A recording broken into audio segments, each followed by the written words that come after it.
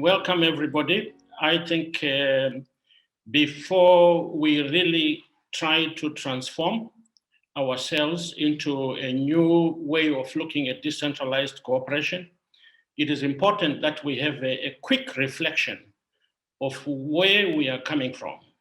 So one of the issues that I would like to emphasize here is that decentralized cooperation is developing from something to something bigger, and from something which was basically really diplomatic relations to becoming more and more developmental in perspective. So just quickly, you will recall that after the Second World War, there was an agency to try and build peace and harmony between different nations.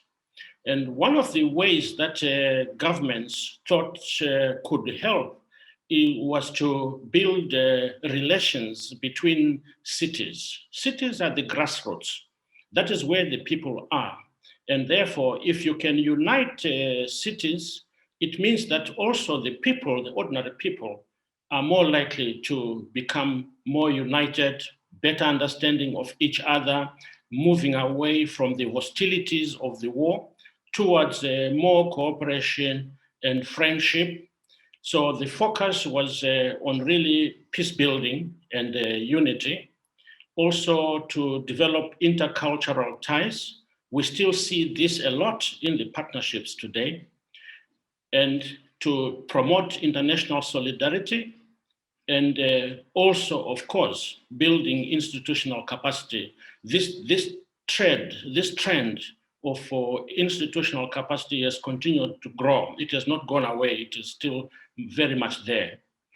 Now, the Second World War really, to some extent, did not, well, it did involve Africa, yes, of course. I mean, all those who know history will know that many Africans were involved in the Second World War, and many Africans went all over the world to fight. So, but the more bigger issue concerning decentralized cooperation came after colonization, when the colonial masters were beginning to relinquish their control over Africa. They had to build up good relations. And one of the ways of building up good relations was to promote again these partnerships between cities and municipalities on the north-south basis mainly. So you would find a lot of partnerships around the 1960s between the global north and the south. You would find partnerships between French cities and Francophone Africa. You would find partnerships between English, Anglophone Africa, and Britain, for example. So these north-south partnerships, again, had similar objectives of building solidarity, building friendship between the colonizers and their subjects in a post-conflict situation. So generally, they were recognized. They were called the twinnings. These were twinnings. Now, as time developed, the General Assembly of the United Nations recognized the municipal twinning as a tool for international cooperation. This is, you will know that the United Nations was established soon after the Second World War. And that was because, again, it was perceived that this institution would help to build. Therefore, the United Nations very quickly realized the importance of the cooperation among cities. And therefore, they recognized in 1971 the important role that municipal twinning took in international cooperation. So we can see this progression, this gradual progression now. Now, again, as we moved on further in the development of partnerships, we began to see more complex partnerships between municipalities, but now involving more than just the deliberative bodies. When I talk about the deliberative body, everyone in local governments knows that local governments are divided between the deliberative body, which makes the policy decisions, and the executive, which is the council staff and the execution of policy. So before, when we talk about partnerships, the relations were mainly between politicians. So the mayors from the north and the mayors from the south would exchange visits, exchange pleasantries, exchange some gifts, and build some kind of a relationship.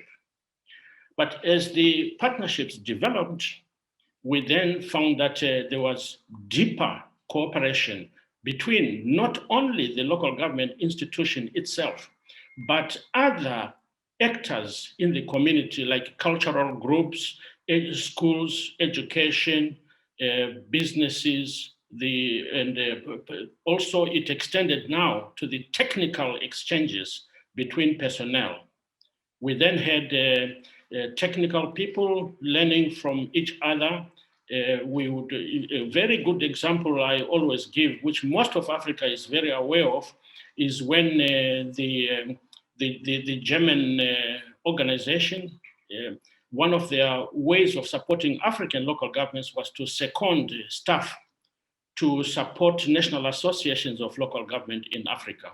So they would second an experienced person to come and support a national association to build its capacity as a national association representing local governments in the country. So you can see the progression from the political exchanges to moving now to more technical exchanges. Now, in 1992, a key benchmark took place when the Earth Summit, the United Nations Conference on Environment and Development, which is also known as the Earth Summit, the Rio Conference, also recognized local and regional governments as agents of development in their own right. We very quickly move on to Istanbul, an occasion where I was still a young man, but very, very conscious of it. So for us in local governments at that time, the influence was key in transforming the relationship between local governments internationally, because it was at this meeting that which recognized the voice of local governments as being represented and being able to speak at the United Nations level, a very key development that took place in 1996. So gradually, as we can see, we then see the progression. Can we have the next slide, please? Right, just to summarize, therefore, this is just a summary now of this progression. We had North-South cooperation, like I explained. This was mainly to address peace after the Second World War. So it was partnering Russian cities and German cities and so forth, partnering French cities and German cities to try and build up solidarity. These were North-North. Now, then we moved on to the North-South, which, like I was explaining earlier, was really pushed very much by the colonial relations, where you would find that English-speaking countries other English-speaking northern countries. And then we now have, in this progression, we then have South-South, where we realized that it is important for southern countries themselves to partner and learn from each other and support their own development. Good examples are the partnerships that developed between Durban and Malawian cities. Very important partnerships because it really was learning between South-South countries. Sometimes also the South-South was linked up to a northern country which then became what we call a triangular cooperation, linking the North and the South-South countries. So this is another progression. Finally, I will just quickly touch on the global, the bigger partnership, the more complex development in the partnership development, where we find that now local governments come together either continentally or globally to form a network of local governments. This is key. This is a key cooperation amongst local governments. In Africa, you will find our own organization, the United Cities and Local Governments of Africa, bringing local governments together. And we have sessions where we foster learning and foster the exchange of experiences amongst local governments. We have our global institution, the United Cities and Local Governments World, which is hosting this meeting today, which brings together local governments all over the world to come together to express the voice of local governments and also to facilitate exchanges of experience, exchanges of learning, and networking amongst local governments. This is a very key development.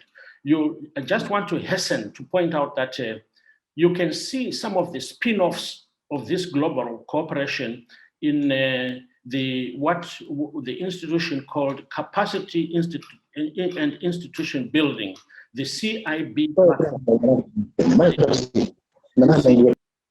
This platform has done tremendous work to support local governments network by building knowledge, exchanging this knowledge, disseminating innovations, and linking up cities worldwide. So you can see this development now. It is now maturing to be a very strong global network of local governments. So basically, this is the progression that I wanted to explain. Clearly, we are moving into fresh waters. We are moving into much more consolidated partnerships amongst the local governments.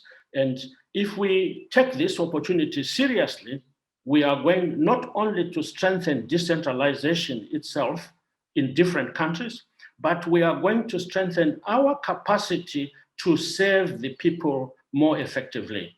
Because learning is amongst ourselves is far more powerful than simply university or a college-based learning. When you learn amongst practitioners, you learn from your experience and you can immediately apply some of the innovations that you develop as partners. So we value decentralized cooperation a lot, and we think that in the future, this will be a key relationship platform for local governments and regional local governments, including their national associations as well. So for now, thank you very much. We'll engage more in our discussions, and I'm available all the time. We can further elaborate some of these key issues as we go on with this training of trainers course, which we really value as very important for our own local government development in Africa. Thank you.